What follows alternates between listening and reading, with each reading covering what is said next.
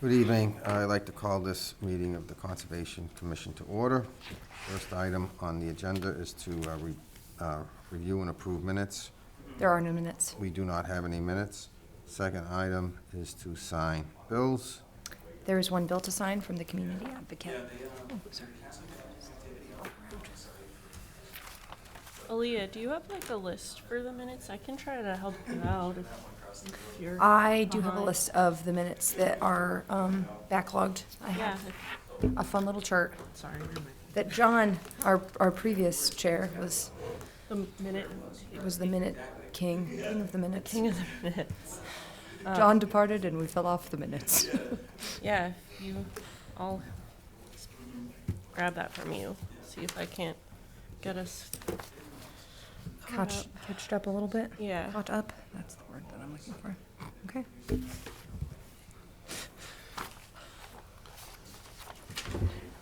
All right. Moving on to meetings and hearings. We have an RDA. Notice is hereby given in accordance with the provisions of general laws, chapter 131, section 40, in the town of Shrewsbury Wetlands Bylaw and Regulations, that the Shrewsbury Trails Committee, 100 Maple Avenue, Shrewsbury, Mass. Has filed a request for the determination of applicability for the installation of of two trail footbridges at 48 Walnut Street on Eaton Pond Park. Is there anybody here on this RDA?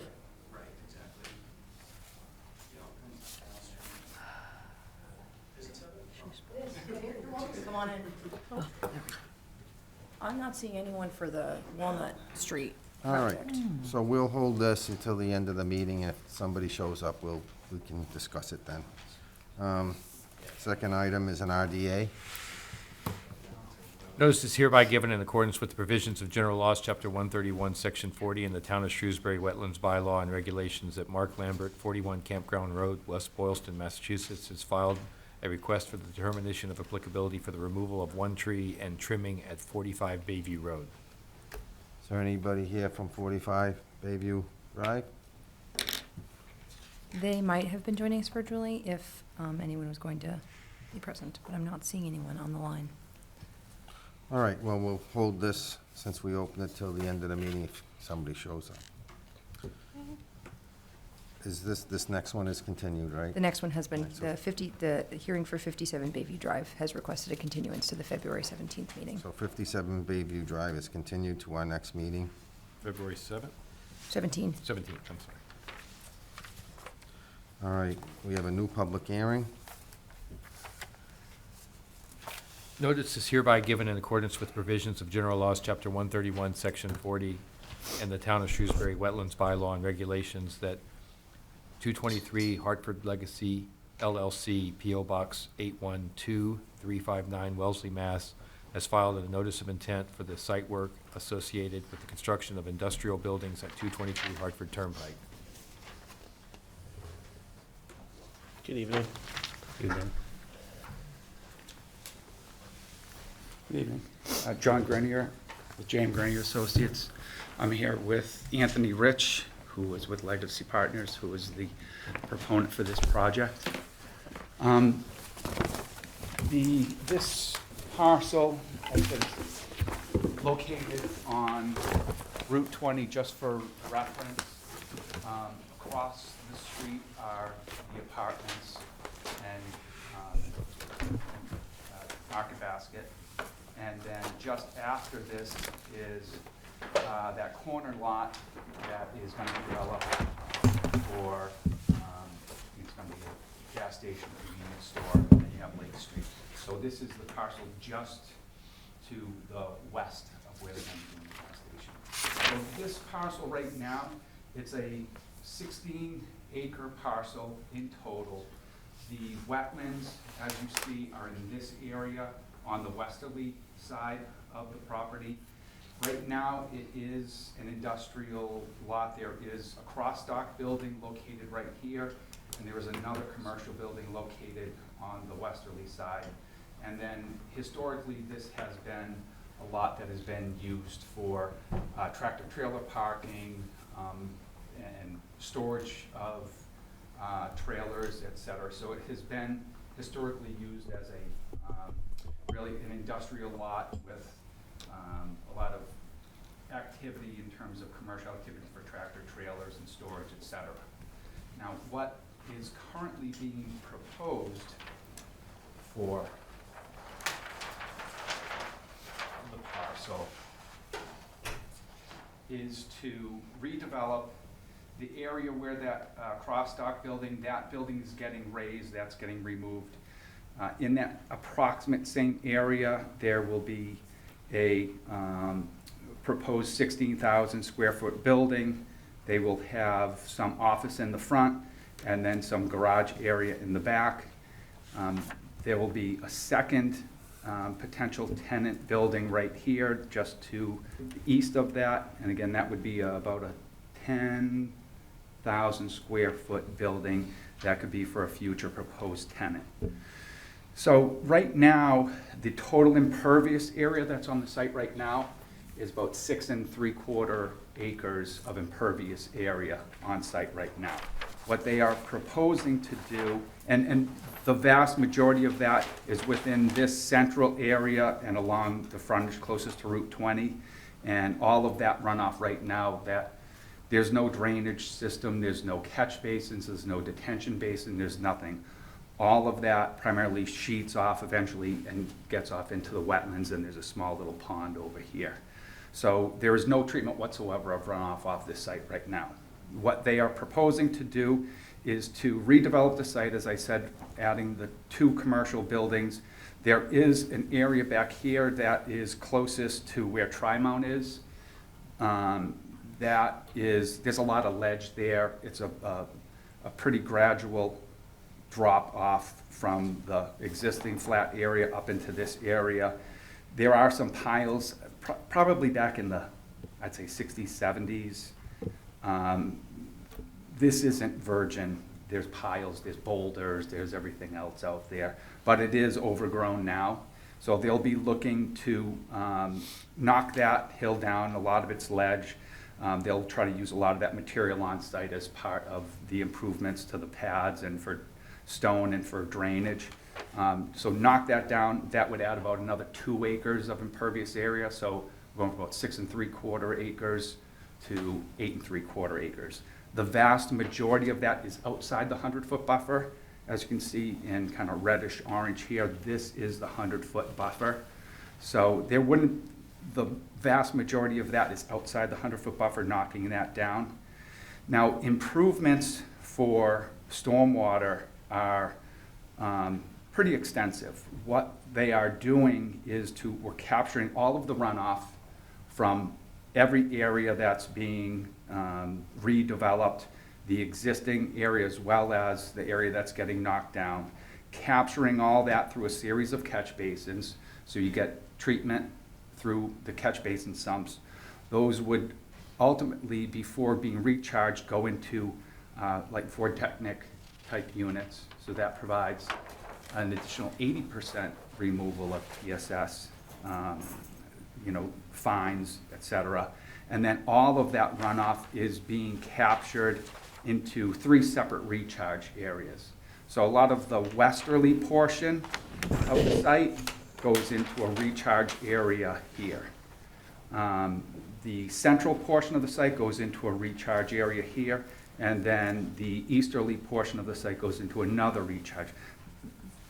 It's typically, the cheapest way is to go with an open air basin. They want to have the ability to use the site and the pad area. So it's a big expense, but they're absorbing that because they want the use of most of the upland area. And just this is a 10,000 square foot building. So between these 3 chambers, you probably have, it's a 12,000 square foot building. You might have close to ½ an acre of subsurface recharge. So we're capturing, the calculation for what you have to capture and recharge is 1 inch of runoff times the total impervious area. So we have like 8 3/4 acres being captured, treated, and recharged into the ground. So there will be no runoff of any of the impervious area. None of that will be running off to the wetlands. It will all be captured and treated. So we're meeting all of DEP stormwater management requirements for treatment, total volume of water. Obviously, we're reducing the rate of runoff from pre to post. So, and we have all the calculations in our stormwater management package that detail how we're exceeding all DEP stormwater. In terms of the percentage, usually you have 80% TSS removal. Between the catch basins, the vortechnic, and the recharge, if you do the calculation, we're at 97% TSS removal from existing conditions to post-development. I just want to point out, I'm sure you know, there was an ANRAD that was filed for this, for the resource areas, and that was reviewed by both the commission's agent and a third party. And so the wetland line that you see here is reflected of that wetland line, that resource area that was locked in as part of that ANRAD process a few months ago. In terms of other permitting, we have a pre-application with the planning board. We will have to go into the planning board for a site plan review. We have, like I said, a pre-application with them tomorrow. They've received all of the same information, same plans that you have as this package, as well as a couple other things that would be planning board related in terms of, you know, getting fire apparatus, et cetera, through the site. But in terms of the design, drainage design, grading, all of that, they have the same package that has been submitted to you folks. So if you have any questions or comments, we'd like to address them. Where is the paved area? Is this whole site getting paved? Is it all, it's hard to tell. Is it all bermed? Is the entire site paved? Everything, the short answer is yes.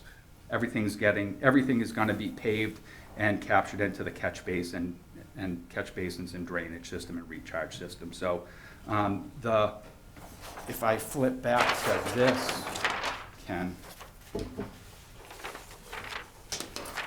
right now, this whole area and this is all impervious and paved, whether it was, you know, grindings or asphalt, but it's between grindings and asphalt, this is all impervious.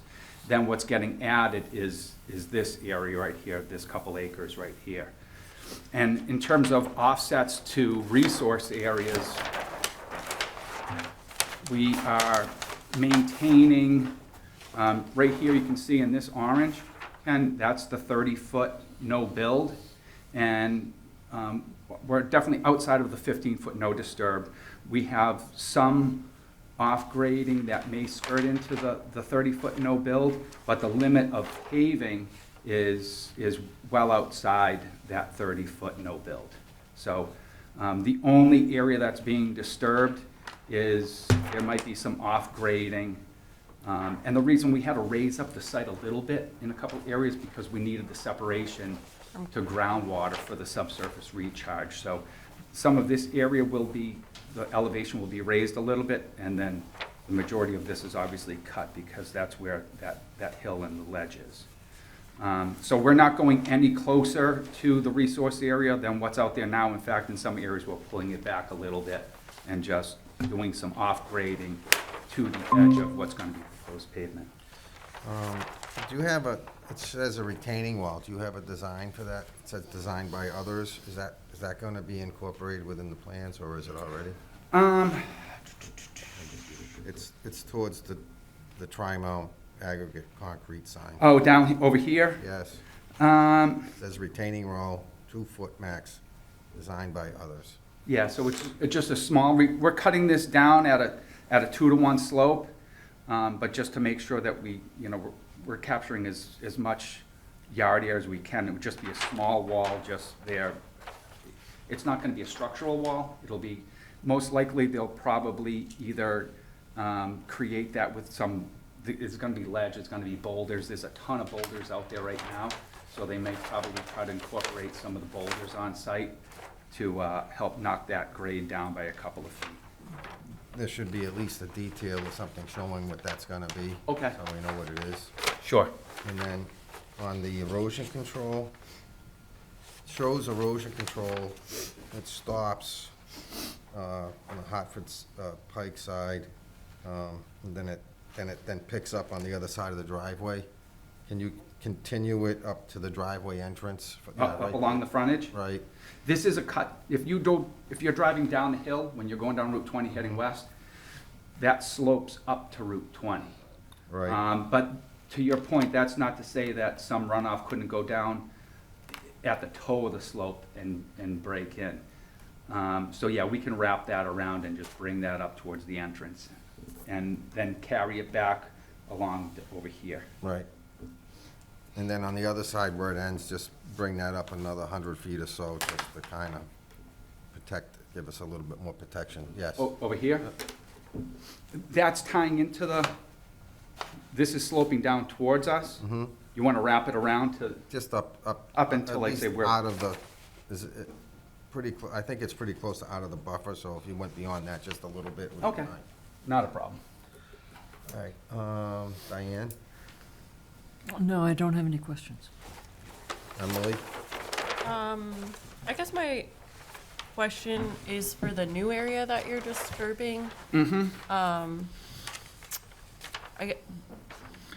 I understand needing to use the property, but like, what's the reasoning behind the ledge and all? It's an industrial site, so for a lot of the users, they will need potential storage areas and to bring larger vehicles in there and maybe store some product. So that's gonna be, there is a high need for yard area, for storage and yard area. Nothing, there wouldn't be any chemicals, there wouldn't be anything hazardous, et cetera. It would just be for, storing of whether it's goods or other machinery, et cetera, out in that area.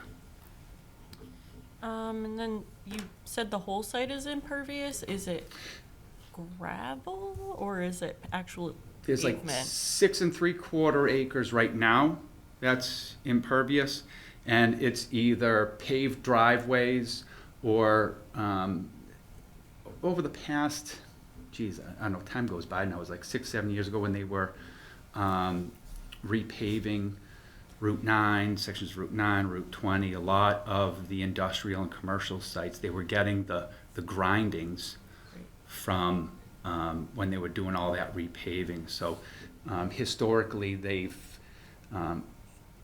it wasn't a very well-maintained lot historically with previous owners, but they would spread out grindings and pitch the water so it wasn't in the usable parts of the lot.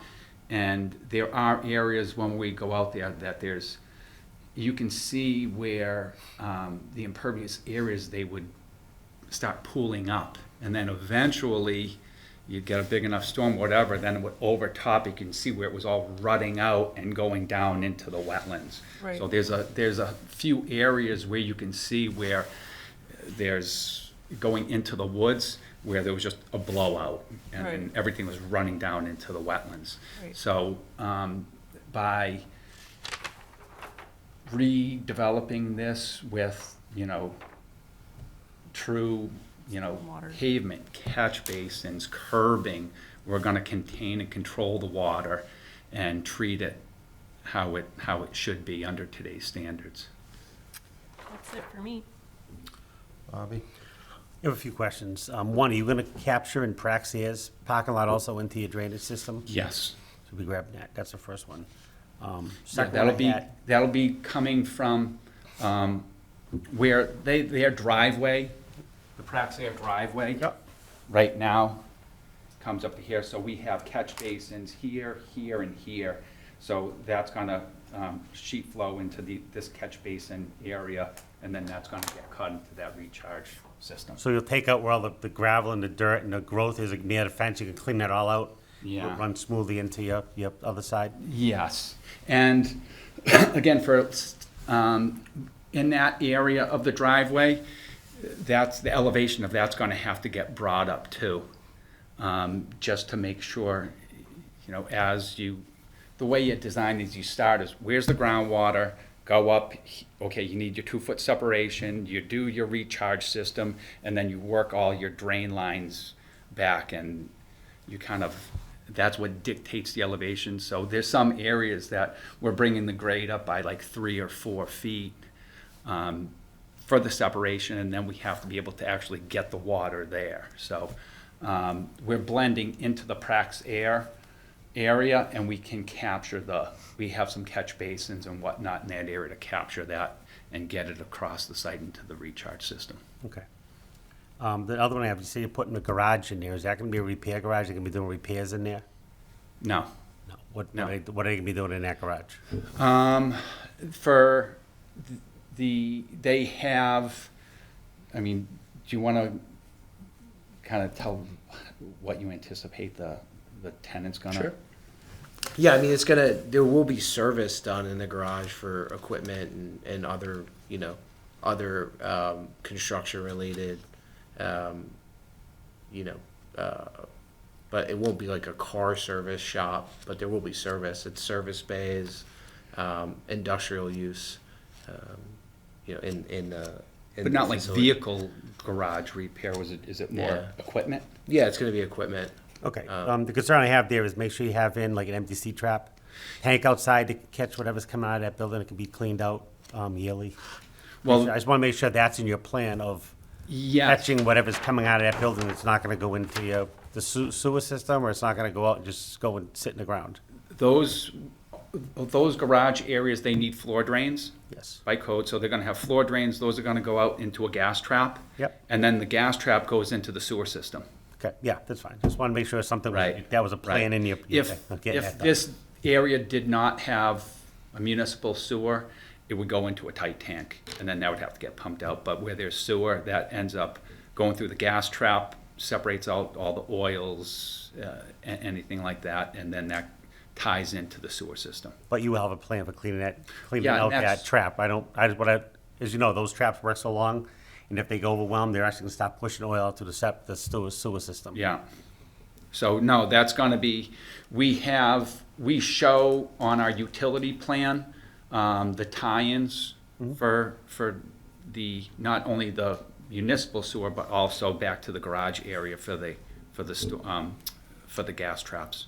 Okay, And that's part of the plumbing plan as well, so but in the past handful of years, just to your point, everybody wants to say, they don't want any contradiction between the site plan, the plumbing plan, everything, so we show that now. Where probably like 5, 6, 7 years ago, nobody was really thinking about it, but we show them all the time now. okay. Last thing I have is your snow storage. Where are you gonna store your snow where it's not gonna be a problem with getting into the wetlands? There gonna be some signs there saying do not dump snow here, especially out on the wetland side?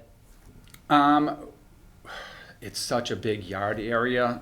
I don't know if we showed snow storage areas, but, in these big yard areas, they would just push it off to the side. If you wanted signs saying along that edge, just so people say no, no stockpiling, no dumping, no anything, because sometimes in the big yard areas, you get people who, they might wander in there and Yeah. take some liberties, so, if you wanted some signage there, just so at least it's publicly known, don't start dumping things over here.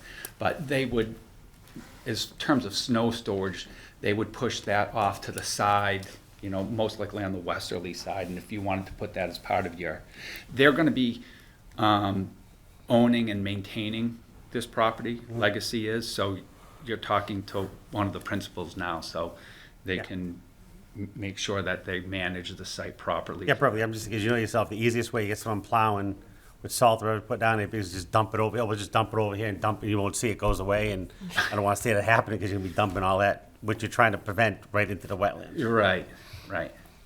Yeah, no, I think that the border on the backside is perfect area for snow storage, in between Praxair and the larger site, so no, it makes sense.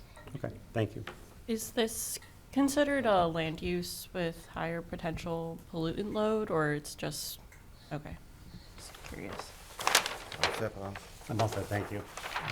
Chris? No, I appreciate the detail on the erosion plan, or the stormwater management, so appreciate that, and look forward to seeing what you have. Mm-hmm. So, yeah. Aaliyah?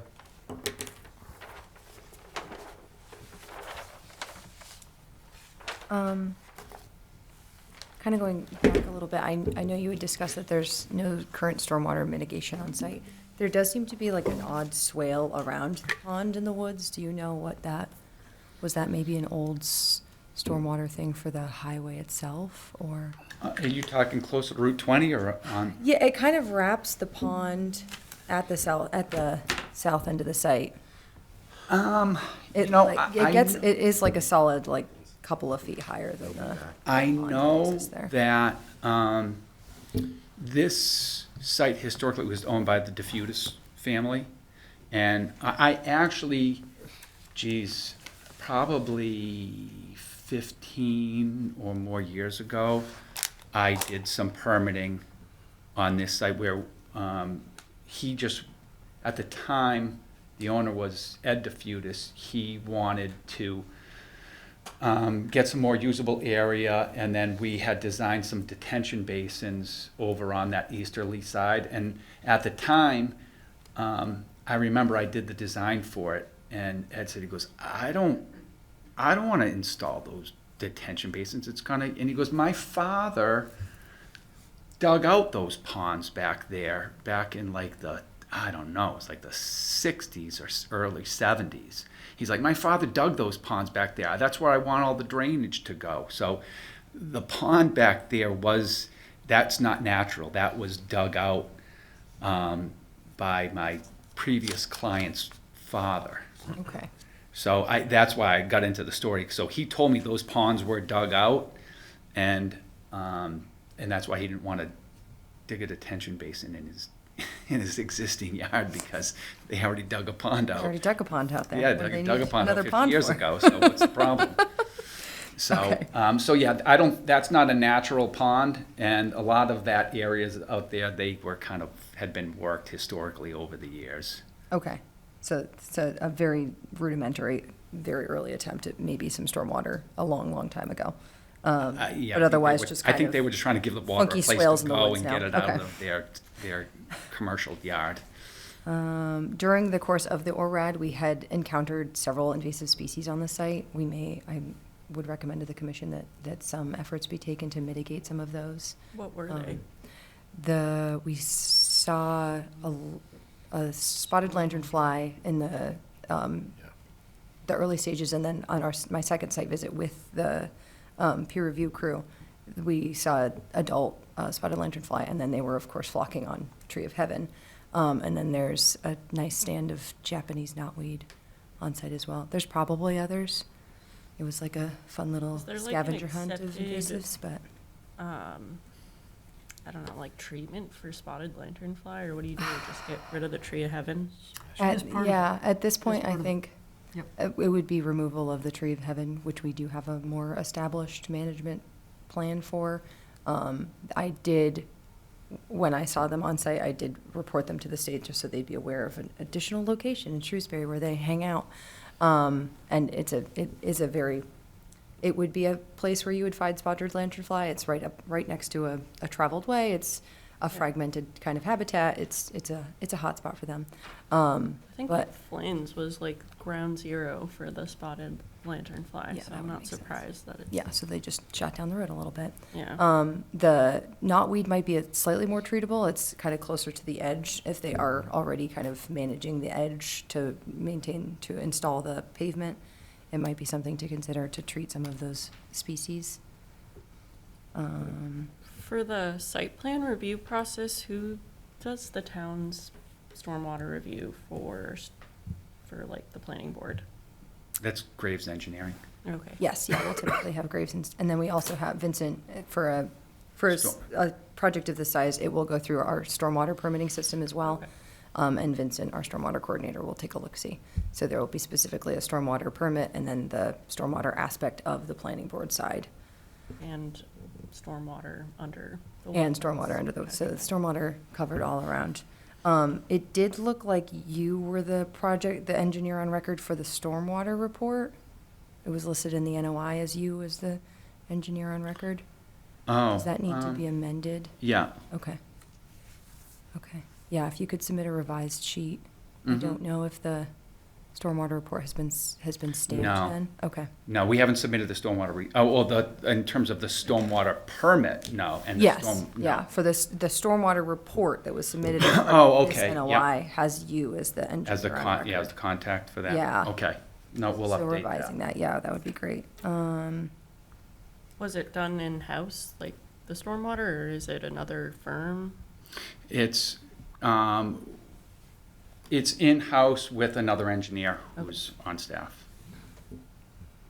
And then you had gotten through the existing impervious is about 6.75, 6 3/4 acres? About. What will be the Well, pervious? 8 3/4. 8 3/4, okay.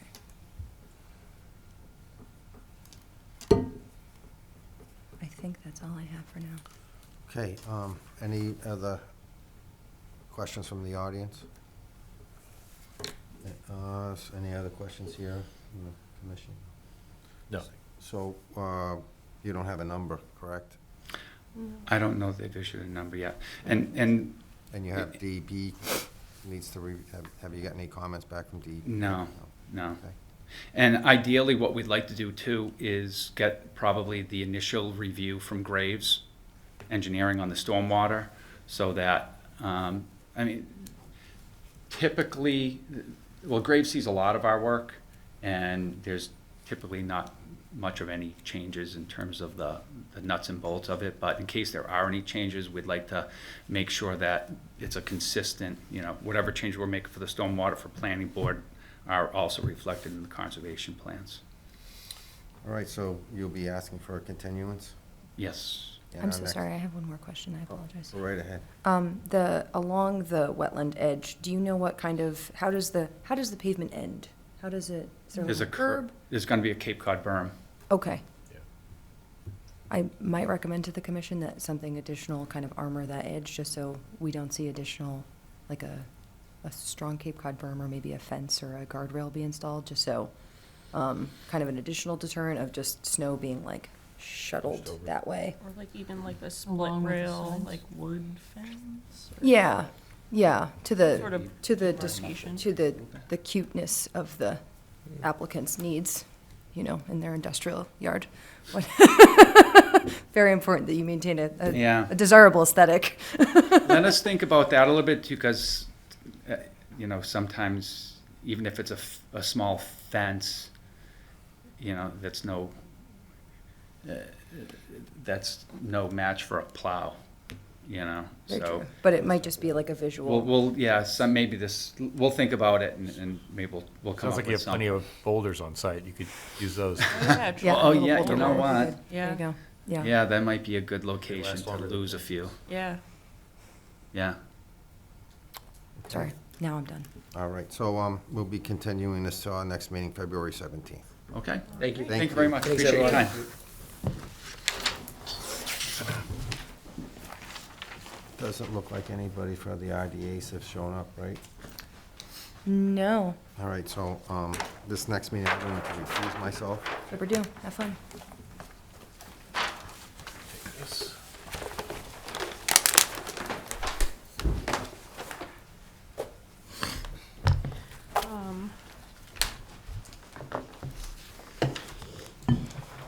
We have a new public hearing. Notice is hereby given in accordance with provisions of General Laws, Chapter 131, Section 40, in the Town of Shrewsbury Wetlands Bylaw and Regulations at Tom Corbett on behalf of Go Venture Capital Group, 1 Mercantile Street, Suite 630, Worcester, Mass., has filed a notice of intent for the construction of a mixed-use development, including 12,000 square feet of commercial development and 2 residential apartment buildings as well as associated parking, sidewalks, stormwater infrastructure, utilities, landscaping, and demolition of existing infrastructure at 525 Hartford Turnpike.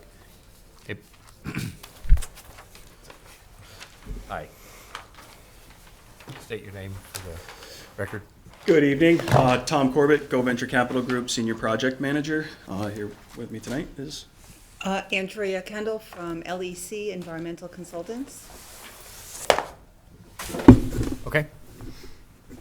just trying to get this. What's the address of this one? 525 Hartford Turnpike. It's on the most recent edition of the agenda. It fell off the okay, bottom. yes, okay, yeah, that's why I was like, where is it? It's on the official one. The one that we have printed in front of us doesn't have it. It's the offshoots. Offshoots. Is it letting you share? Did it give you It permission? is. I'm trying to get the right window. So confused. Ah. All right. Fine. Okay. So, like I said, Tom Corbett, Go Venture Capital Group here on 525 Hartford Turnpike. You all have seen this development to some extent through an ANRAD process. So we have received that ORAD, and I guess I'll kind of just go through here. What I'd like to do tonight is kind of give you a high-level overview of what we've got going on. There's a lot going on site, and we understand that we'll be here multiple times, and we expect probably picking disciplines for future meetings. We have outstanding right now. We are in planning board currently. We had our first meeting on the 8th, and with that brings in Graves peer review for stormwater and such. So there's much of that we haven't addressed yet. We haven't got comments back yet from Graves. So we do understand there's a lot of conversation that needs to happen, but we would like to see a Graves peer review back before we really get into the heavy nuts and bolts of the stormwater, what that looks like, and how we're calculating what's given conveyed where. This site is a challenge with rock, so there's a lot of depth to bedrock scenarios that kind of drive our stormwater design. So we can get into that later, but I just wanted to kind of bring that up, and we acknowledge that we've got many different subject matters to get through. Also, a big one is the crossing itself for this site. We're working through alternative means and methods to what we have submitted on our plan. So what we've submitted for the site plan now kind of shows our worst case scenario. That's doing an earthen crossing at, I think it's a total of like 40 odd feet wide. We're looking at different options, also spanning options, and creating abutments to span across that resource area. So those are ongoing conversations. We're working with a few different companies on trying to iron out what those means and methods look like to reduce our overall impact. But what you do have in front of you is kind of our worst case scenario, which would drive us to some other permitting within, what am I looking for? With DEP through Water Quality Cert Yeah. and the Army Corps of Army Engineers. Corps is what I through was looking TCN. for. So just to kind of bring you up to date, we've been through Zoning Board of Appeals. That was a request for variance for two variances, one for height, one for stories. A lot of that has to play on the topography of the land and how buildings on the higher part would play into and obstruct a bad view for all. And then we've got conservation. Obviously here we're ongoing. We've got the ORAD issued on 12/3. I kind of ran through planning board a little bit, but we did submit an A&R plan, and then we have a standard site plan review, and this is also a special permit given the Route 20 overlay district, and we will be subject to MIPA as well through the environmental justice as well as some parking, I think 300 parking spots triggers us as well into some sort of review that's now expedited. We're working on getting that compiled and started now. Flip through here. So this is just the variances. I just wanted to bring this up because with the variance granting, and it is kind of blurry to read here, but prior to the building permit, we have to specify the proposed area that's going to be preserved. That's looking like 10.9 roughly acres of deeded, restricted open space. How that final restriction looks is still up in the air, whether that be CR, combination of both, what have you. But that is a condition of the variance that we have here through the zoning board, which affects our planning board. So rest assured, we will have open space on this, and this yellow area here is depicting what that open space area is. So it's pretty much everything north of the development, northeast of the development, the proposed development here. That will be a recorded deed restriction enforceable by the town. It would be under our ownership as of right now. I don't think there's a high interest for the town to own it from our earlier discussions with planning board. So it would be on us to maintain ownership, operations, maintenance, things of that nature. Very minimal maintenance involved with the language that we've provided to the planning board for what that deed restriction would look like in our master deed.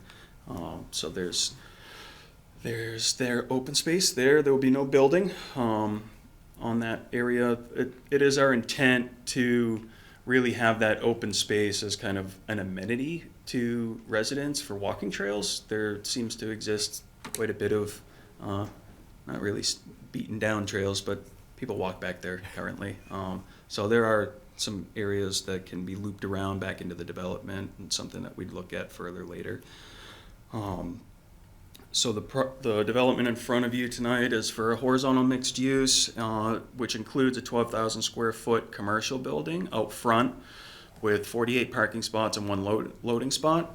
And to the rear of the property and to the north is 250 residential units and 315 odd parking spots.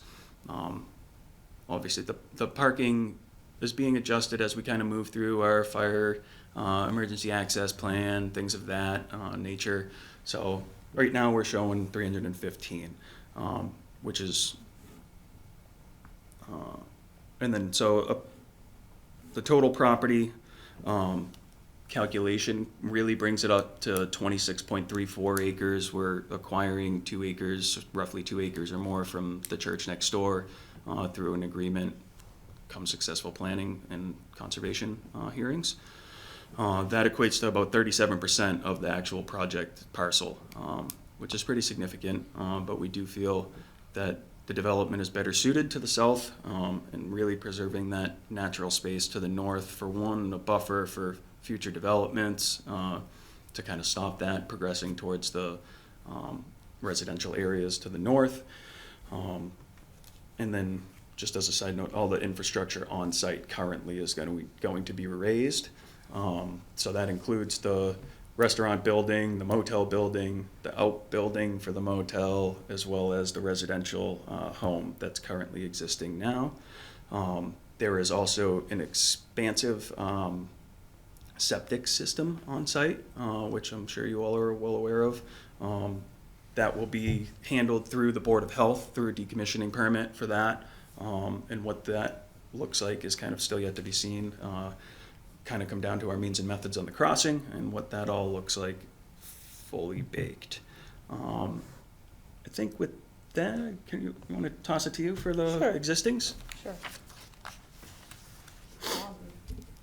For those who have not yet been to the site, just as a reminder, so north arrow is angled here, Hartford Avenue. In brown are the existing building structures, pavement in between, to the rear of the building, and then kind of hugs the site here. So this is the existing, former restaurant, residential motel structure. This is the existing path that crosses the wetland system that previously, well, that was constructed in order to provide, construct the septic system, which is located to the west of the pond. Pond is here, crossing in green is the BBW along, so pretty much this whole corridor is a wetland or pond. And there's an intermittent stream system that comes and flows off-site onto the industrial use here, and then back on site. This pond seems to be part of some sort of former mill complex use of some sort. I don't know. It's a constructed outlet control around here, and then that flows off-site, bangs a right, and then flows under Hartford Avenue. Further into the site, we're climbing slopes. There's an isolated wetland here. I have the exact number, maybe it's about 12 or 1,300 square feet. Jurisdictional, meets the minimum criteria to be jurisdictional. There is a potential vernal pool mapped in here that was confirmed to provide vernal pool breeding habitat. We did our studies last year, and that boundary was approved during the ORAD. And then there is a wetland system in green that outlines the vernal pool. It's very faint here on these plans, but that system discharges through an intermittent stream down. There are, before you move on, you might have seen, I know you've been to the site, there is an assortment amount of old historic debris, metal debris, dumping, whatnot. Some of that occurs concentrated in here within the wetland, within the uplands, and then certainly along this plateau here, there's observed debris, and that was included as a photo just for more informational purposes in the NOI. I just mention that now because it's the intent to kind of handpick all that out. So if you can go to the next. So isolated wetland, potential vernal pool. In the rear northern portion of the site, well, there's a wetland system here that flows and joins up with that intermittent stream.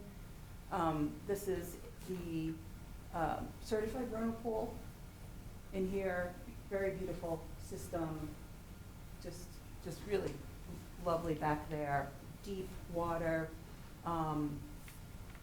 and so that was delineated, and that wetland system during more spring-like conditions overflows and flows down, feeds this wetland, number 3 here, and so it's all contiguous to each other. And there's an off-site wetland system to the here. So this is essentially this whole area up to the 15-foot no-touch, no disturb to the south here is all part of the proposed deed restriction, open space. And I guess with that, are there any questions before we go on to propose? Yeah.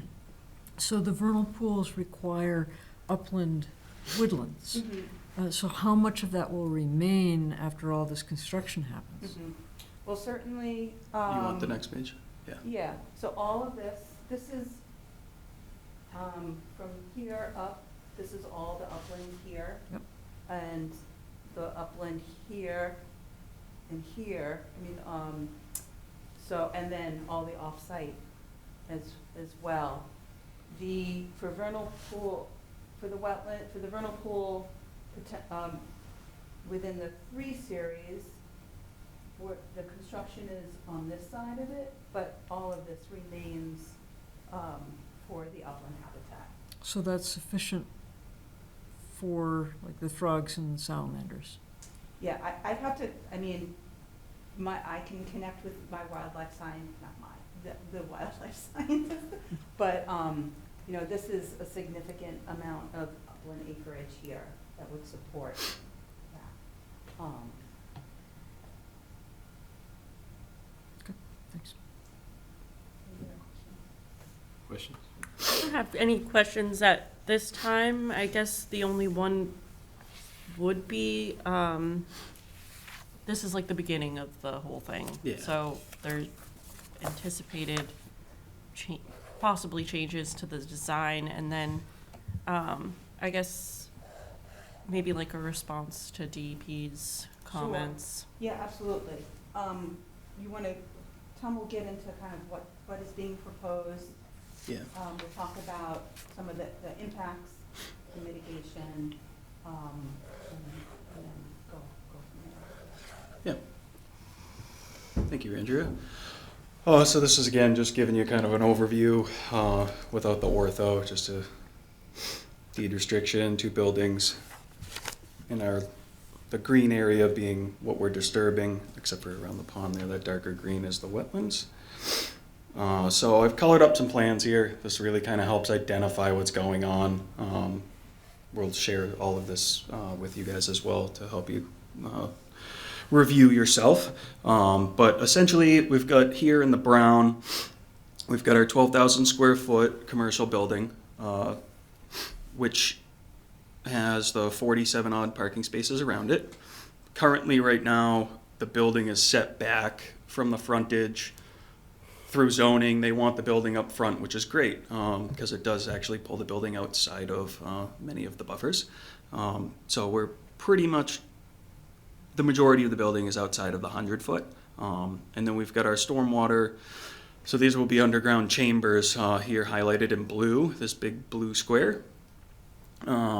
And the blue lines going to that are the drainage structures. And we'll get a little bit more in depth into that when Fuss and O'Neill is here. They can talk through the stormwater and what we're doing and how that's all working and jiving once hopefully we get some comments back from Graves. Being a challenging site, we're not going to meet stormwater regs as far as having the ledge, so there's a lot that's going to come in with that. So we'll work through that as we progress through the review. But this shows a single access coming in off of 20 into the commercial area.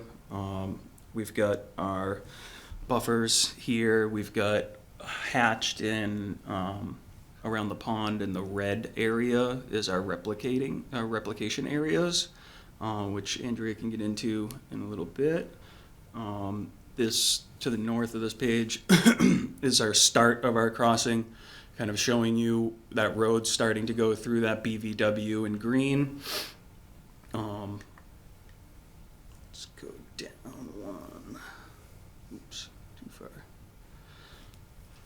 So this kind of gives you a good overview of the crossing itself and what that's looking like. Obviously right now it's looking like an awful lot of land underwater and pretty significant impacts overall in quantities, which we're trying to reduce. But this calls for a box culvert 10 feet wide, 10 feet wide, and the width of the roadway itself being 40 odd feet.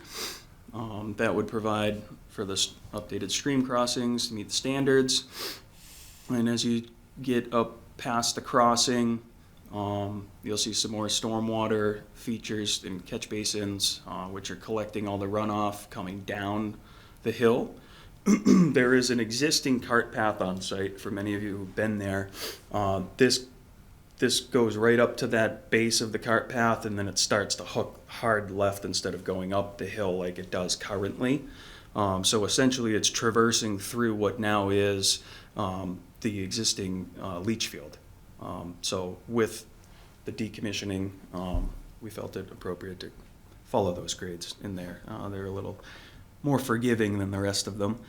As we reach the top, you'll see some more stormwater drainage. I think I can get this view. Yeah, okay, good. So here shows the top where we've got our first building A. In front of the easterly side of Building A, you'll see another blue square. That's underground chambers. There's a massive volume of, the chambers there hold a massive volume of water, and Jack can get into that from Fuss and O'Neill once we iron out the specifics as far as what Graves is looking at. But effectively, all the water on the northern part of the site where all the residential work is, all goes to this collection bay, these underground chambers, with the exception of 2 roof drains, 2 or 3, I think it's just the 2 roof drains, which are gonna feed into the vernal pool, which is to keep the hydrology matching what it is here today. So that's gonna be the clean runoff going to the back side of the building.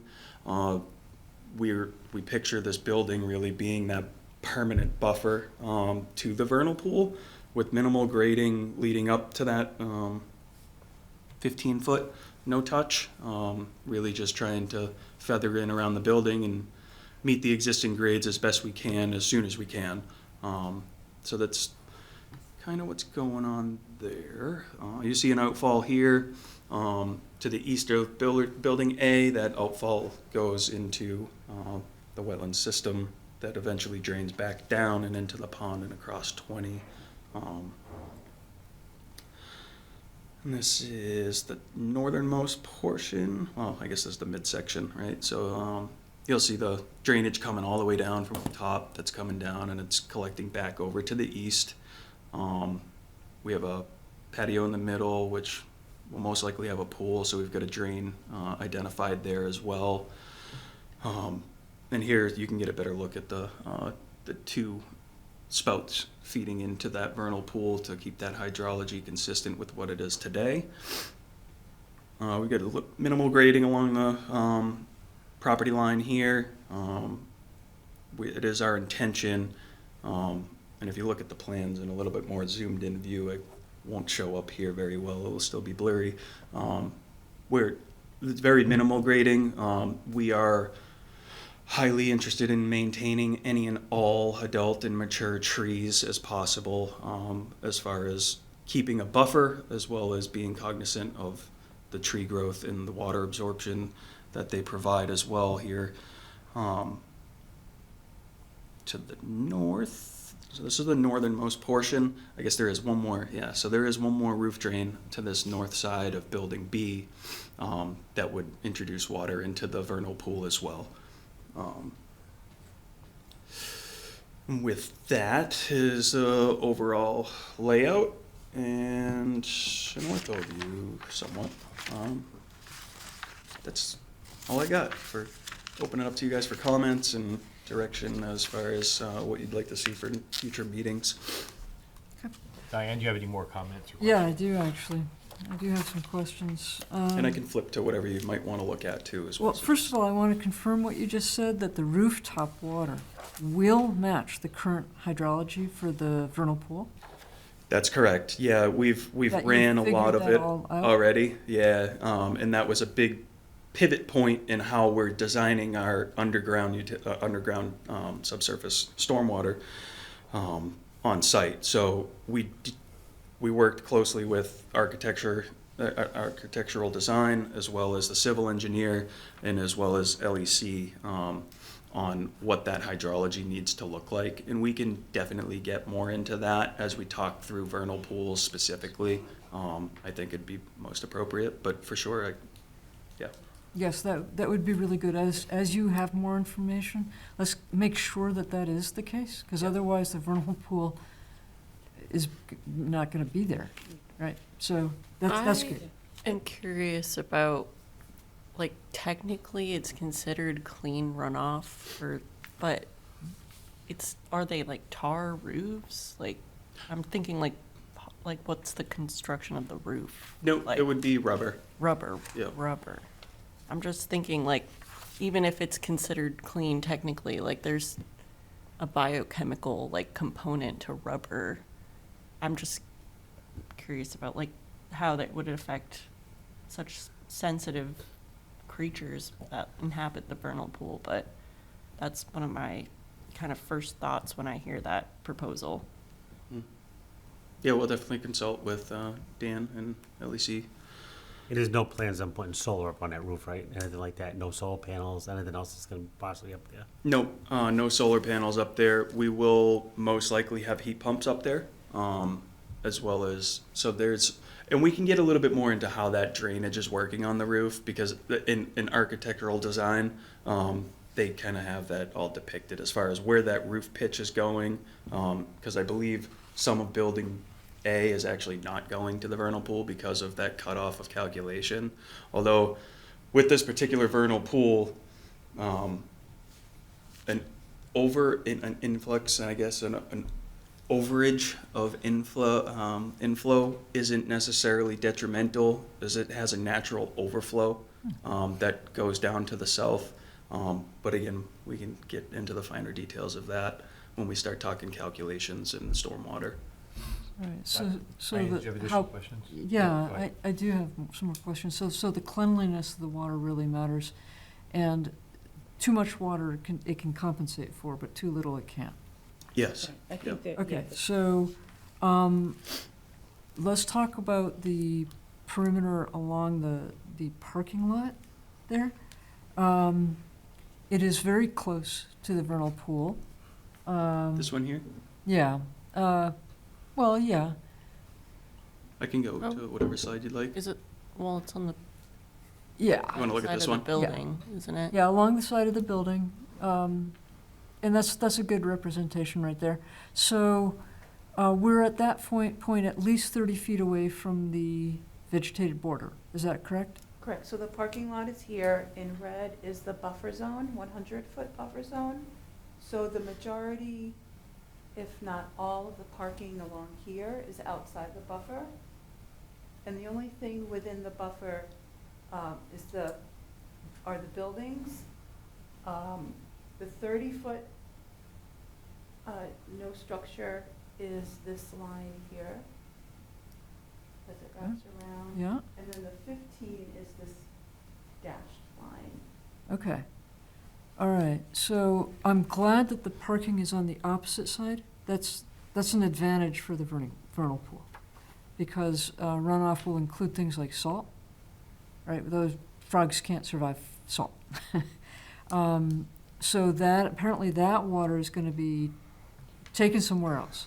Right, That's right. that is kind of bypassing this system and going down gradient. And will it go Suitable. down to what has been in the past a mill pond or a Correct. beaver pond?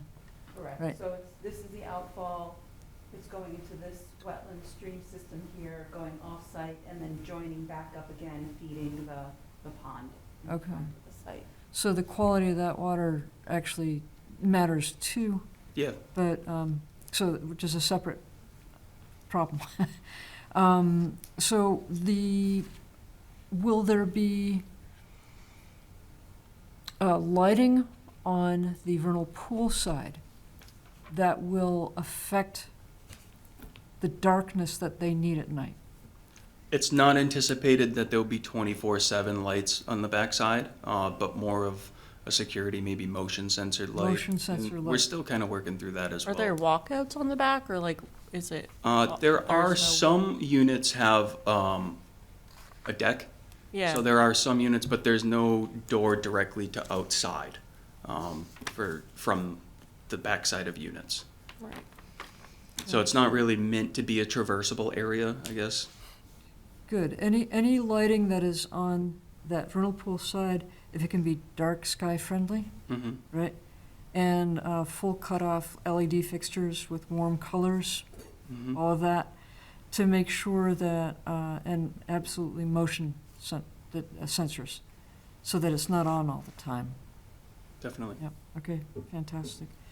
I guess that would be the same probably for the pond at the bottom, but I'm mostly concerned about that vernal pool, right? Let me just run through some notes for just a second. The pond crossing, Mhm. right now you're saying that there may be a culvert there and it might be 10 feet wide, right?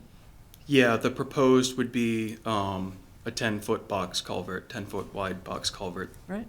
Yep. Which would be an improvement over what's there right now. Yeah, there's two existing 18 or 24-inch pipes right now, currently. Right. And was there any thought of maybe if it were not a culvert, that it might be a bridge or something like that? Yeah, so right now, if we don't move forward with the earthwork and the earthen road, right now we're looking heavily into and spanning it with a bridge, like a 90-foot bridge, and having an abutment on each side. Granted, there'll still be some disturbances involved with the abutments, but it is significantly less.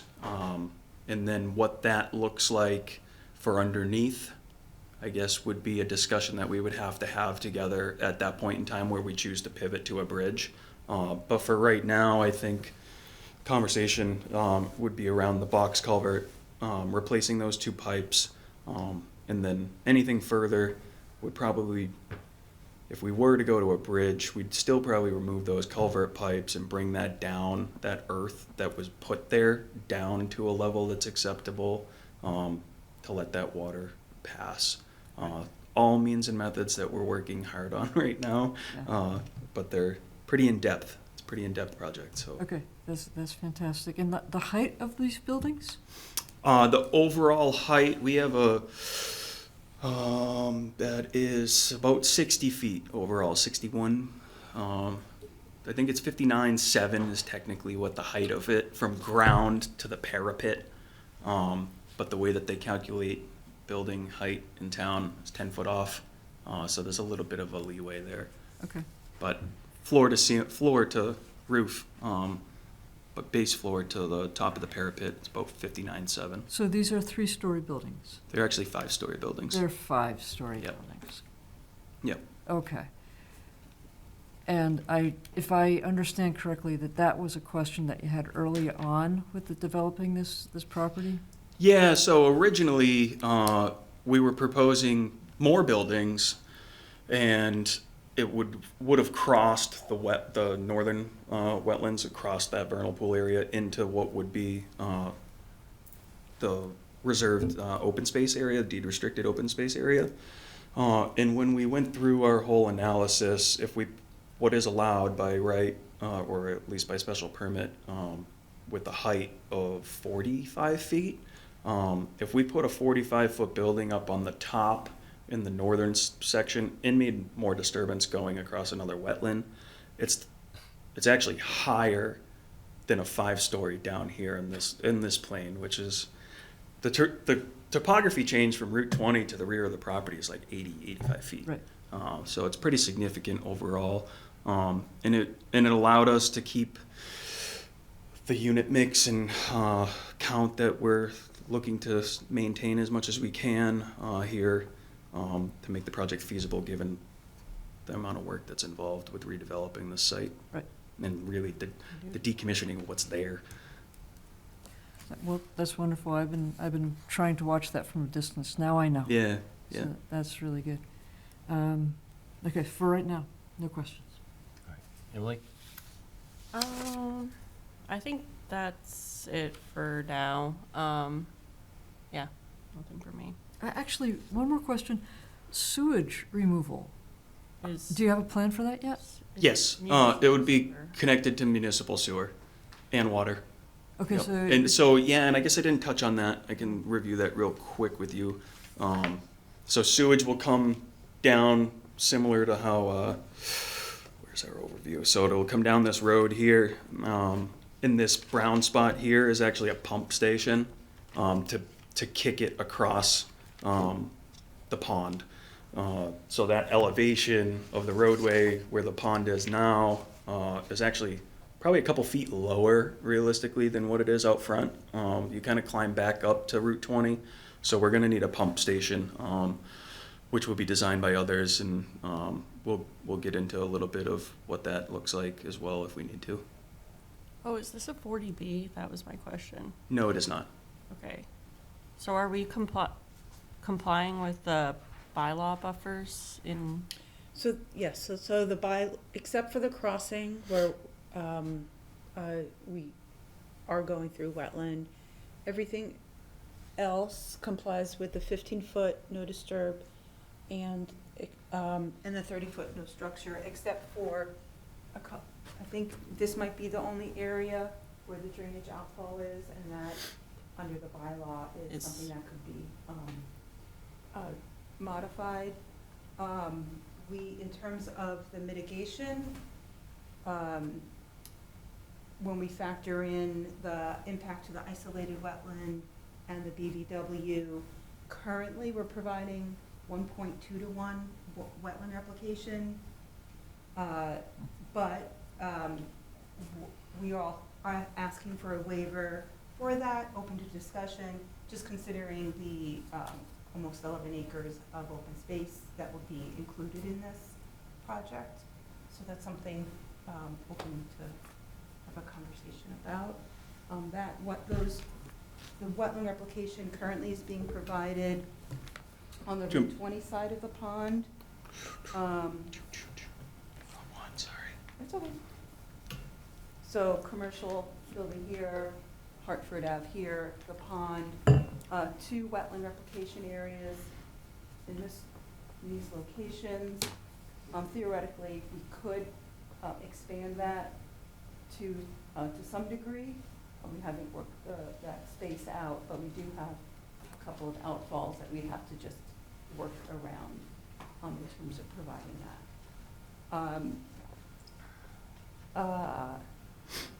Invasive species, that's pretty prominent around the pond edge, behind the building primarily, and on the other side where the septic system leach field is, just because of some of that prior land disturbance. So intent, by default, generally, because of the land area that is being worked, that is removing much of the invasives.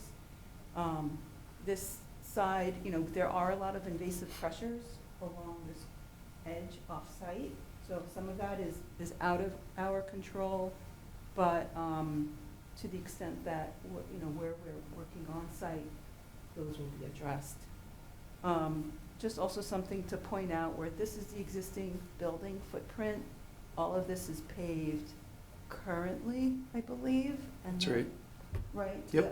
And so all of that pavement, some of which is in buffer zone, not that much, but some of it, is being removed and then vegetatively restored.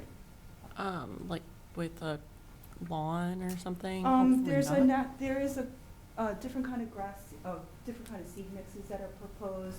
Some lawn, that turf grass, where they're doing active maintenance, and everywhere else, there are different seed mixes suitable for the sun, whether it's shade or sunny areas. Does that include going uphill? Yeah, where That's correct. where the septic system has been? That's correct. So that will not be like mowed all the time? That's correct. All those That's would be right. more of a native naturalized, or native Native. natural seed mix. Ah, And I think we Ye- did provide the yeah. specs in the plans. I think they're from Ernst, and we did provide some of the details on the landscape plans that we don't have here on the Okay. screen here. But the landscape plans were submitted with the NOI. Mhm. Yeah, and that would identify exactly what's being seeded where. yeah. Okay. Very good. Yeah, one thing I really think you should definitely think of an alternative crossing. Yeah. I'm not in favor at all of what you have proposed. Yeah. And if you have something like that, even under that, an open box culvert, so it's natural on the bottom. If you put the bridge, you put everyone, just make sure there's nothing that's gonna disrupt that. You can put the concrete on, you have to put pilings in, you can probably keep them up high on each side, away from the wetlands, hopefully. But Mhm. definitely, I would definitely look at alternatives to what you have planned. Oh, yeah.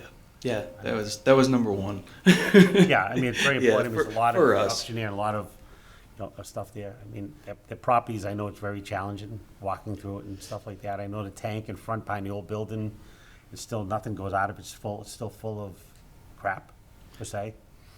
So, I mean, that's all stuff, that's gonna be, it's in itself, trying to keep that from going into the wetlands is gonna be pretty interesting of trying, when you take that out of there, so. Mhm. But I mean, that was my biggest concern about that crossing right now. Yeah, yeah, and I hear you there. The crossing itself has been, I don't know what's giving me feedback here, but the crossing itself has been the biggest subject matter on our mind. Obviously, we didn't want to provide you with a plan that could become worse, so we kind of gave you the worst case scenario, knowing that we had heavy conversations to get through. The kicker part of this is there's bedrock within 5 feet everywhere on site, except for in that crossing, it's 27 feet down. So it's a tricky one. So we are working through those methods now, and hopefully we'll have a better direction at our next meeting here, and have some more information to give you on that. Yeah, I mean, even all the rock, you're gonna have to blast out of it. You're gonna have to think if you're gonna change the hydraulic of the stuff, the hydraulics would happen there. Crack something, the water's gonna disappear, as you know. So you gotta think about that too. What you're blasting, we're around that area of not just making everything disappear in the area. Yeah, and we've done, and to that note, I guess we didn't really touch on rock and blasting, how that might look. Right now, it's not anticipated that we're gonna blast. We've done extensive exercises which have changed this plan elevation 100 times to minimize our rock export, or at least our crushing or hammering number. So that has been reduced significantly in the depth in which we're going. We don't foresee blasting. Doesn't mean that it's not going to be encountered, right? And everybody knows rock's unpredictable. What might look like breakable rock on top is 5 feet down, might not be. So we've done extensive borings on site already. We've had a big bore program going on. We've done a lot of test pits, so we have a very good idea of where the rock is in every location up top. So to that point, I guess I hear you loud and clear on changing. Because across the street, it's all they did was blast rock across the street. That 440? project at 526, 526 across. all the they do is way. blast, it's all rock. They started, they had to blast and blast and blast, and the neighbors over there are not fans of blasting. Yeah, I wouldn't imagine. Yeah. It is not our intention to blast. Now, I at the take it moment. you probably just hasn't actually get the remarks from the fire department on the position of your buildings yet in this height? We actually met with the fire department at our office, Rachel, when was that, a week and a half ago? About a week and a half ago. So we had good conversations. We're gonna start working, we've started working towards a emergency access plan for them and what that I'm thinking looks you might like. have looking at some, you might have to change a few things in your plan. Yeah, and that's why I say some things are still gonna be adjusted. And I think on the sides of the buildings specifically, so we're working through that now. Okay. So there's still obviously a lot to work out. I didn't see an erosion control plan yet, so I assume that'll be developed, but I was curious about the erosion for the demolition. Have you been thinking about, and I think Bob even touched on it as well, like, what do you envision that looking like and the timing of it? The timing of, Like, what are you gonna remove first and second? I'm really more curious about the Phasing. demolition. we are actually working on a phasing plan. Okay. Because as soon as we got this all submitted, I was like, we don't have a phasing plan. Yeah. So we've started working on that already. So hopefully we'll get better details to you, but I envision, seeing as though in order to have occupancy, we have to build commercial first. I envision the commercial stuff out front getting decommissioned first while we work through our means and methods on our abutments to make the bridge span to get to the work out back. Okay. So there's, obviously that crossing is pretty pivotal into the construction up back. So main focus up front for the most part in the beginning. So, and then again, I know you've got a lot of details to still work out, but there was one image you guys showed with the two apartment buildings in like an L shape, and This one? yes, right there that's not a walking path around on the 15-foot buffer, is it? No. The Okay. orange? No, the Or white. The white. Oh, no, so that is like the no touch. Okay, I just That wanted to white. make sure that wasn't envisioned to be, because on Yeah, my I plan, it didn't know doesn't what say color to anything. give it, so I left it white. I just want to make sure it wasn't a To show that paved it- path or. you Yeah, know. that was just to show that it's Wood not gonna be chips or disturbed, I something. guess. Okay. Aaliyah?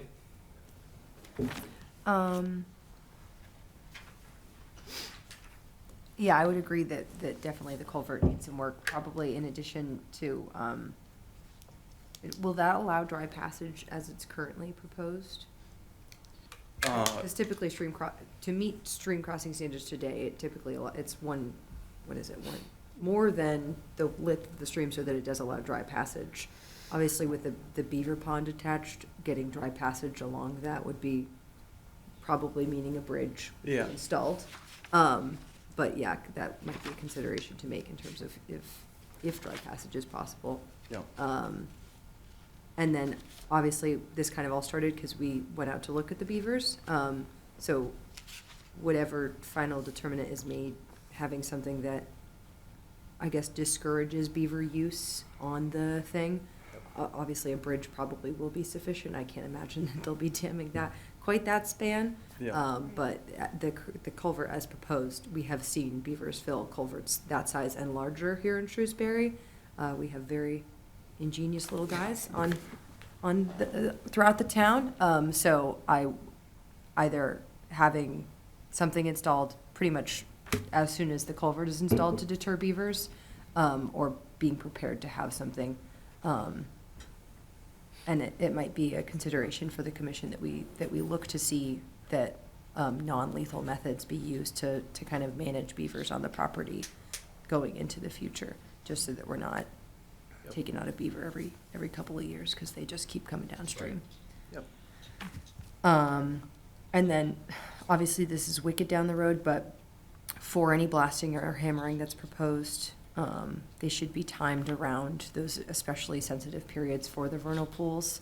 And that will get real funky with all of the, the proposal for the crossing want to be timed around when there's less water or. Year restrictions for Yeah, the project. absolutely. So time, developing that phasing plan with very significant consideration All of that in mind. Yeah, with habitat and habitat needs of the critters living there Yeah. in mind. Yep. Can I ask the potential for some walking trails for the residents? Right, that is a huge draw. If you can go take a walk in the morning or at the end of the day, it makes life better. Would that only be for the residents, or would it be for other people? For the open space, if we're gonna maintain ownership, it would have to be just for our residents, Like liability-wise. liability, yeah. But if the town were to choose to take the open space, that would be a different discussion. But as of right now, it is amenity space for the residents. Yeah, kind of going in that vein, if there was a way to, because I know it kind of abuts up to other residential neighborhoods, making it possible for kind of connecting other residential neighborhoods in, so it would be kind of become a much larger Yeah. community amenity, if possible. And then typically for conservation restrictions, the grantor will be one person and the grantee is an entirely different entity, so this is not a discussion that we alone can have probably. It's Yeah. a bigger town discussion, but, and I'm sure we'll get into it much further down the road, but kind of, yeah, if it may be possible that the town Yeah, is involved there's- as the grantor or the grantee. Definitely ways around things, for Yeah. sure. Yep. And then with any conservation restriction that's put in, or the open space that's put in, probably receiving a rules or policy for that land too, just so that we're not seeing, I can't imagine that folks are gonna be busting out their dirt bikes from their little apartment complex, but Yeah. just kind of making it clear that not busting out the dirt bikes or a horse or something by these sensitive habitats would be good. Yeah, we So how to envision policy. like when we give our onboarding packages to our tenants, I envision having some kind of explanation around like the sensitive areas of the site and things that they can and cannot do. So we've been talking about that internally and in previous planning discussions. Yeah, Yeah. and that might be something that the commission might want to receive, those kinds of general land use rules for that area.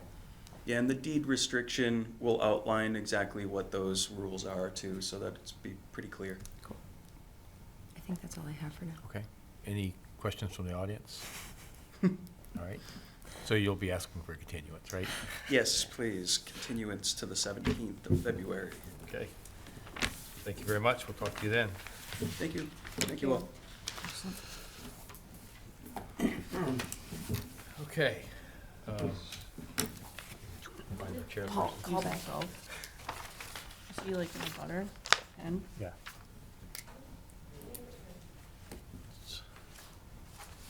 So we had 3 that were opened that Oh. didn't go anywhere. Sorry, 2 that were opened that didn't go anywhere. We just leave them open to the next meeting? Don't- I have one phone number on here. I don't know who that is Oh, on the line. The homeowner for 45 Bayview lives not in this state, so if they were able to join us, they might have tuned in remotely. So we'll just. But now hold- they have disappeared, so we'll just it hold was until not next them. meeting. We will be holding them till next meeting. okay.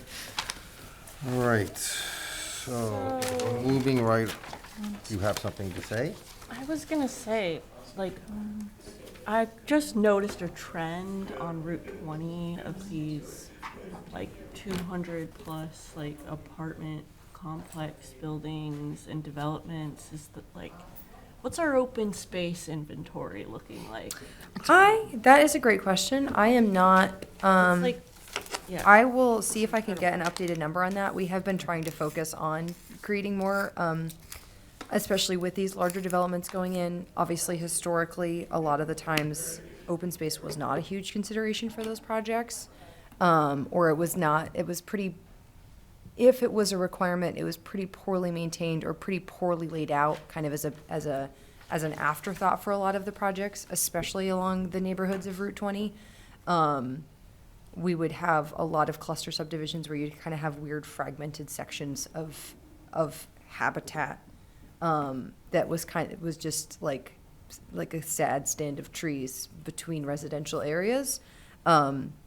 As we come to recognize the very high importance of open space and seeing people outside in usable habitat areas, I think we're getting better. We're getting there in terms of making that a regulation requirement Is and there- making it. Is there a listing? But Is Yes. there an open space committee?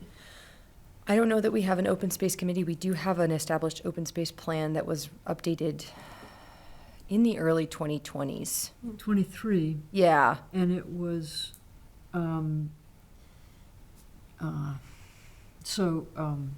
was just in conversation with some other people, with 2 people on the select board, and they seem to have forgotten to add that into their priorities right now. But we brought it up with them, and that might help. All right, All right, sorry, I just was like, all right, so there's nothing to sign. Nope, nothing to or sign discuss, in so terms of on- orders of conditions, yeah. On to discuss and sign certificates of compliance. Okie dokie. I'm going to skip ahead to 2 that were issued by, associated with superseding orders of conditions.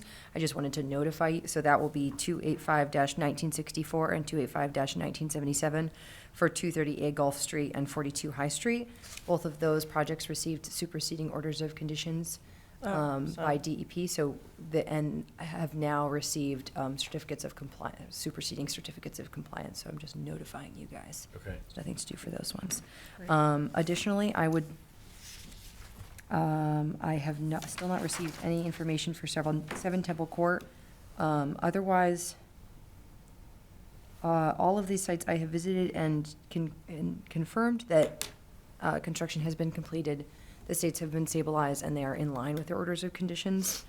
Photos are located. We've received requests for certificate of compliances from these projects, as well as built plans or narratives from the engineers on record or surveyors on record for the projects.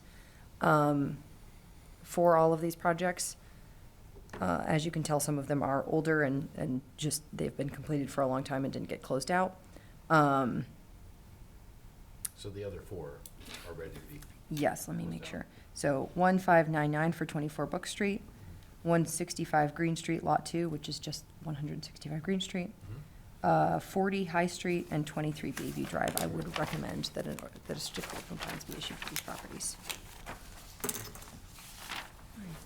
do we need a motion? For, 3. I do need a motion. Do we have a motion to approve these? I, Do I make a motion for each one separately? Or can I make a bulk motion for all four? I think you can make a bulk motion for all four, just kind of say them all, yeah. Okay, Mr. Chairman, I make a motion that we issue certificates of compliance for 24 Brook Street, 165 Green Street, 40 High Street, and 23 Bayview Drive. Second. All those in favor? Aye. Aye.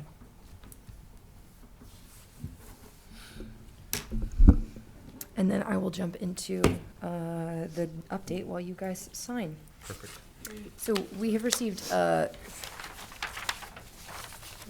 number of complaints throughout the process for the tree located on Jordan Pond. Let me see if I can pull up some pics. So earlier last year in mid-2025, a tree fell down in Jordan Pond. It has made a lot of noise since then. Let me see. So, oh, I'm not sharing my screen. Let me do that. There we go. Okay. So, a tree fell down at the edge of Jordan Pond. I'm sure you all see it. It is located pretty prominently along the edge of the road. When the tree fell over, we received a number of complaints about the tree having fallen over and that it was located in the pond. The commission issued a notice, a determination of applicability related to the cutting of the tree and kind of cleaning up the stump area, but not the removal of the tree, as turtles have pretty readily used it. You can see all the little turtles are hanging out there. The turtles have used it pretty readily throughout its having fallen. So it has become a pretty a habitat part of the pond and an important part or an important perch for creatures located in the pond. I imagine the leaves and branches also are providing shade to the fish that live in the pond. So the town received a negative determination for the removal or for the cleaning up of the tree located in the pond. This was the day we went out and cleaned up the tree. So the stump was kind of cut more cleanly, and the main stems of the tree were left in the pond along the edge to continue providing that habitat. Unfortunately, oh, there's the stump. Ta-da. No, did it float away? Yes, unfortunately, over the course of several months and probably freezing and thawing cycles, the tree floated out to the middle of the pond. So we have now started receiving additional complaints related to the tree located in the center of the pond. Bob has noted that, I noted that it's not a navigable water. If anyone is in there, it's maybe a canoe or a rowboat. They probably can see the tree as they're canoeing and rowboating abound. Bob did note that the fire folks use the pond to practice using their, what's the thingamajig called? Hovercraft. To practice using their hovercraft. I did note that it'd be a great obstacle for practice, but Bob noted that did make it slightly more difficult to navigate the pond. Yes, a fan spinning 14,000 RPMs, if something explodes, so not a good thing. You guys will have to navigate tougher canals. I imagine it's great practice. But it is providing slightly less habitat while located in the center of the pond, and does make it slightly a navigable challenge for anyone trying to move around the pond. It's also been noted that any freezing kind of adjacent to the log you might get thinner ice or weird ice. So it might make it inconsistent for folks who may want to recreate on the ice on the pond. And we don't want to create a hazard right in the middle of the pond. One consideration has been to, when the pond refreezes over solidly enough, we can go out and Tow it back. yeah, either tie it up so that when it melts again, we can tow it back in. This would be something that could be done that potentially could be done by town staff. But I would need to check. Yeah, we may want to find a better in addition to, if we are going to move it, we may want to move it to a better spot for a perch to be located, so that it is not, I think where it had been located previously, there had still been some aesthetic concerns about its location adjacent to kind of the open edge of the pond. So if we're going to tow it somewhere, we might not want to tow it back to where it started. There may be a part of the pond where it's not as deep, where it might settle better. Yeah, and so I think along the, oh God, I don't even know, south edge of the pond, along the more treed edge of the pond, which we're kind of looking at now, it is more heavily forested, so it might aesthetically be more pleasing along that edge as well, because it will just be kind of further away from where people tend to accumulate. So it won't be as much of if folks are fishing off there too, another consideration is always that people just get all of their plastic stuck in the tree, and then we have more plastic stuck in all of our trees. We'll actually stop them, have them put a sign up for the turtles to know where to go. Yeah, I think that's a good idea, you know, if it's possible for somebody in town to do that, and we can get it to a point where it's in a better spot. That Yeah. makes perfectly good sense. Yeah, so if we do get it does seem that we will probably get another freeze at this point, but where it is safe to do so, we'll have staff from the town head out there and tie up the tree and drag it back or whatever needs to happen. But otherwise, it's just kind Look forward to it. of floating around. All right. All righty. Anything- Motion to adjourn. Okay, all those in favor? Aye. We are adjourned.